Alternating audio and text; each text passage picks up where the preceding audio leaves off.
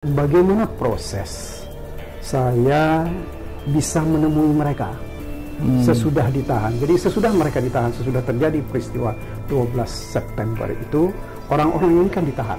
Terkait dengan perkara Priok ini, sebenarnya ada tiga kasus, kelompok kasus. Atau 4, kalau saya sih melihatnya 4 kelompok kasus. Kasus pertama adalah yang 4 orang yang pertama itu di musola tadi, Ahmad Syahi dan kawan-kawan. Kasus kedua adalah korban yang diadili. Korban terjadinya peristiwa Tanjung Priok 12 September itu, karena mereka punya kekhawatiran yang sangat besar, mereka lari ke Jakarta. Saya dihubungi oleh seorang kawan, minta tolong supaya mereka diajak ngomong di LBH Jakarta. Mereka khawatir betul kalau di tengah dalam perjalanan ini mereka ditembak atau diperlakukan secara kasar oleh orang yang kan kita tidak tahu. Yang melakukan penembakan itu kan tidak pernah tahu siapa orangnya, seperti apa orangnya. Assalamualaikum warahmatullahi wabarakatuh. Waalaikumsalam. Selamat siang, salam sejahtera untuk sobat JSLK Official semuanya. Siang hari ini kita kedatangan tamu istimewa. Beliau adalah Bang Dr.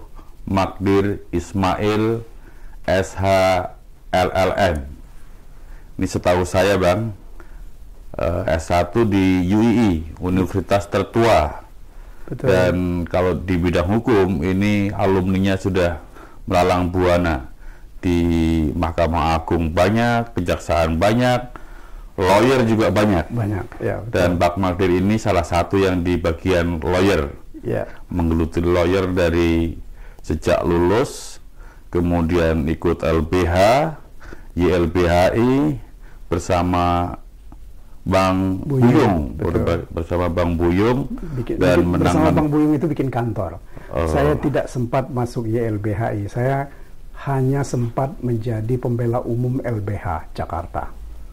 Oke, terus S2 di Australia Bang ya? Iya, saya sekolah di University of Western Australia di Perth tahun 98 sampai 99, jadi 20 tahun sesudah lulus dari S1 saya baru sekolah lagi Australia. Kemudian melanjutkan S3 di UI. Ya, jadi I-nya 1 kurang, dan 1 I-nya dari S1 gitu ya.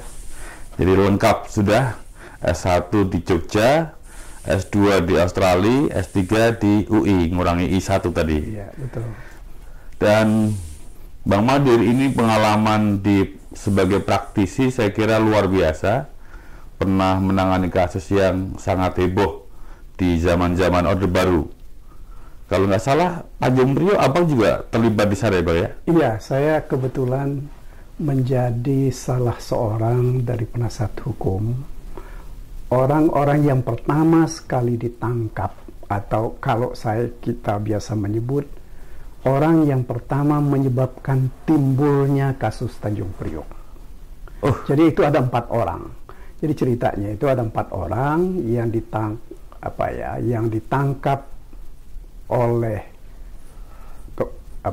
Kodim dan ditahan di Kodim. Ditangkap kenapa Bang? Karena begini, ini sebenarnya ini cerita situasi ketika itu kan kritik terhadap asas tunggal itu kan luar biasa tajamnya. Nah, itu salah satu diantaranya adalah kritik yang dilakukan oleh teman-teman di Tanjung Priok.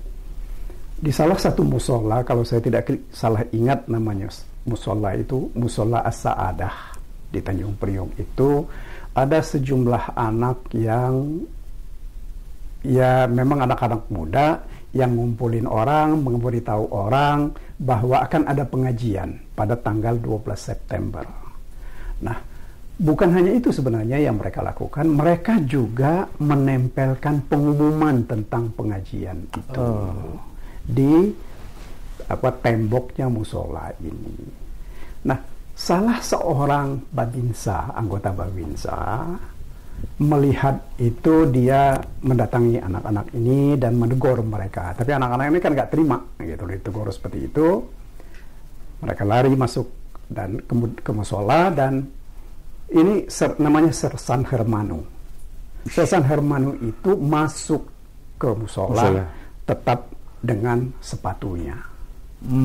Nah, selain itu yang dilakukan sebelumnya, dia untuk membuang kertas-kertas pengumuman itu, dia ambil air dari got. Nah, inilah yang membuat kemarahan orang-orang sehingga terjadi keributan antara anak-anak muda di masjid, di musola itu, dengan Sersan Hermanu. Kemudian terjadilah pembakaran sepeda motornya Sersan Hermanu ini. Nah, setelah sepeda motornya Sersan Hermanu ini dibakar, tentu kan timbul masalah hukum. Polisi datang, kemudian 4 orang yang ditahan. Ditahannya mereka di Kodim. Nah, ketika tanggal 12 September itu, Pak Amir Biki mereka meminta supaya dibebaskan, mereka dihadang oleh aparat keamanan dan terjadilah penembakan itu. Abang masih ingat betul cerita itu ya, Bang? Saya masih ingat karena kemarin 2 hari lalu, tanggal 12 September yang lalu, saya diminta oleh kawan-kawan dari Priok untuk menceritakan bagaimana proses saya bisa menemui mereka sesudah ditahan. Jadi sesudah mereka ditahan, sesudah terjadi peristiwa 12 September itu, orang-orang ini kan ditahan. Ada 27 plus 4 kalau saya nggak keliru, ada 31. Itu mereka ditahan di rutan RTM di Cimanggis sana. Sampai, kalau mungkin saya bisa jadi saya salah gitu loh. Sampai saya bisa menemukan mereka sudah 10 harian atau berapa hari begitu, belum pernah ada yang bisa mendatangi mereka. Jadi saya ketika itu diminta oleh almarhum Pak Anwar Haryono sebagai Direktur LKH. LKH itu Lembaga Keadilan Hukum di bawah Muhammadiyah, PP Muhammadiyah. Saya diminta oleh beliau untuk mencoba menelusuri orang-orang ini ada di mana. Saya ke Kodam, tidak mendapat berita. Saya ke Guntur, tidak juga ada yang menjawab. Saya tanya juga ke Keramat 5, Balak Intel kan Keramat 5. Ya, Keramat 5. Tidak ada yang bisa memberikan jawaban. Setelah saya keliling ke beberapa tempat, saya lupa siapa yang memberitahu saya, coba kamu datang ke RTM Cimanggis. Nah, itulah saya temukan mereka di situ. Berarti hubungan dengan keluarga besar di Tanjung Priok itu masih terjalin sampai sekarang dong, Bang? Dengan beberapa orang masih, ya, meskipun ya hubungan kita ini putus sambung begitu ya. Karena masing-masing sibuk dengan urusan domestik kita masing-masing gitu loh. Luar biasa ini. Nah, bahkan bukan cuma itu saja, saya juga ikut membela lanjutan dari perkara itu. Kan ada beberapa mubalik kan yang selalu berceramah, keliling berceramah di Tanjung Priok kan. Sesudah yang terjadi peristiwa kerusuhan tanggal 12 September itu kan cukup banyak orang yang ditahan lagi. Salah satu diantaranya adalah Tony Ardi, kemudian Ustadz Salim Kadar, kemudian Yayan Hendrayana kalau nggak salah saya namanya, kemudian Ratono, dan kemudian ada beberapa orang lagi yang lain. Yang sampai petisi 50? Sebelum itu. Sebelum ya? Enggak, ini sesudah petisi. Kalau peristiwa ini kan sesudah petisi. Ya, ini terkait dengan Priok. Gitu. Ya, nanti kita ngomong petisi itu nanti aja. Tetapi terkait dengan perkara Priok ini sebenarnya ada tiga kasus, kelompok kasus, atau 4 kalau saya sih melihatnya 4 kelompok kasus. Kasus pertama adalah yang 4 orang yang pertama itu di musola tadi, Ahmad Sahi dan kawan-kawan. Kasus kedua adalah korban yang diadili. Korban terjadinya peristiwa Tanjung Priok 12 September itu. Kemudian kelompok ketiga adalah kelompok para ustadz yang dianggap dalam memberikan banyak ceramah apa segala macam itu terkait atau paling tidak diduga sebagai pencetus terjadinya peristiwa Priok. Nah, yang kelima adalah para penandatangan buku petisi, buku putih, petisi buku putih. Yaitu itulah di mana di situ Pak Fatwa, HM Darsono, kemudian salah seorang teman kita juga adalah Erlangga, dulu aktivis dari Jayabaya, dan banyak lagi yang lain. Nah, jadi saya tidak ikut di dalam kegiatan-kegiatan teman-teman petisi buku putih itu, karena saya mengurus. Pak Madir waktu itu selaku lawyer ya? Saya sudah selesai dari LBH Jakarta, saya mulai bikin kantor, tapi saya diminta oleh almarhum Pak Anwar untuk sering-sering bantu LKH. Itu ceritanya. Itu yang tahun 84. Nah, kalau sebelumnya soal petisi itu kan tahun 80, saya belum masuk LBH ketika itu. Masih aktivis statusnya ini? Masih baru lulus dari UII, bantu lembaga kesadaran berkonstitusi namanya. Saya ikut membantu di situ, diminta oleh almarhum Pak Nas ikut bantu mereka. Ya, ngelihat tulisan, edit tulisan, apalah pokoknya apa yang bisa saya lakukan di situ, itulah yang saya lakukan. Kemudian ya dengan beberapa orang, termasuk meeting, catat-catat segala macam. Waktu itu Bang Ali Sadikin? Ya, itu Pak Ali itu salah satu motornya ya, yang menggerakkan kegiatan-kegiatan itu. Misalnya seperti Pak Ali. Kemudian mungkin yang tidak orang banyak tahu itu adalah almarhum Pak Aziz Saleh. Aziz Saleh ini beliau itu tentara. Beliau itu bekas Menteri Perindustrian zaman Orde Lama. Bekas Ketua Pramuka juga. Nah, beliaulah ketua dari Yayasan Lembaga Kesadaran Berkonstitusi ini. Ya, saya selalu cukup sering mendampingi beliau kemana-mana, ngobrol sama orang, mencatat apa yang kita obrolin, dan lain-lain.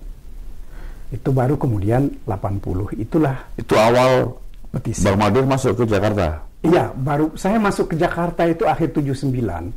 Jadi sesudah saya lulus dari Fakultas Hukum UII, 79 itu Agustus 79, saya ke Jakarta, ya mencoba, ya berpikir apa sih yang bisa dilakukan.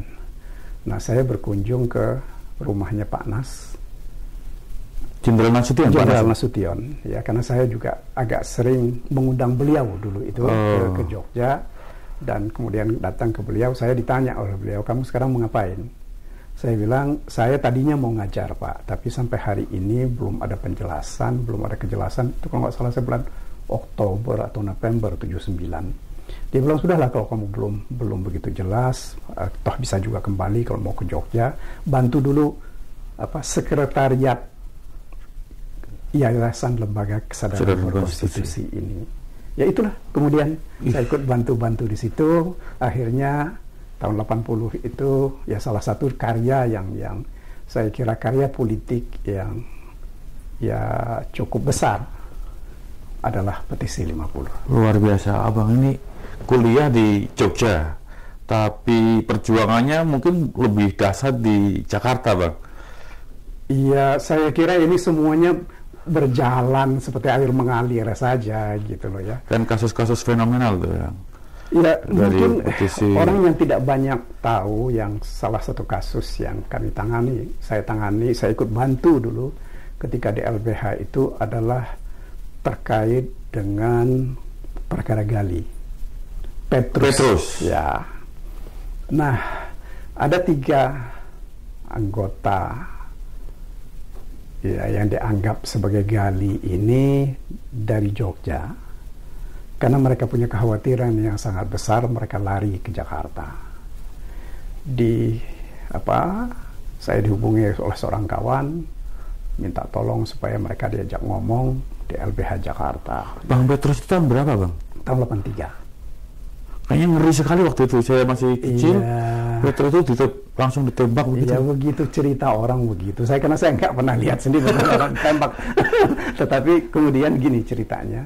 Sesudah mereka berapa hari di sini, kalau nggak salah saya sudah seminggu, Direktur LBH Bang Arman dan Bang Buyung berupaya mencoba meyakinkan Dandim, ya, Dandim Jogja agar supaya ya perlakukanlah orang-orang ini secara baik, gitu loh.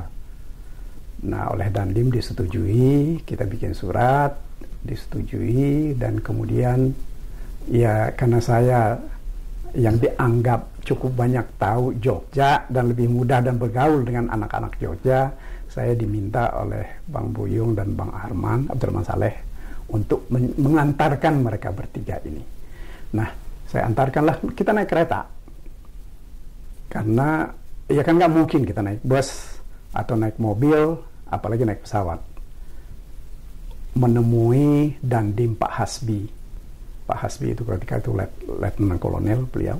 Dandim Jogja. Dandim Jogja. Dan ada cerita-cerita lucu itu banyak sekali begitu. Betapa takutnya ketiga kawan ini. Ya. Yang dikena gali tadi. Yang dianggap sebagai gali ini. Mereka khawatir betul kalau di tengah dalam perjalanan ini mereka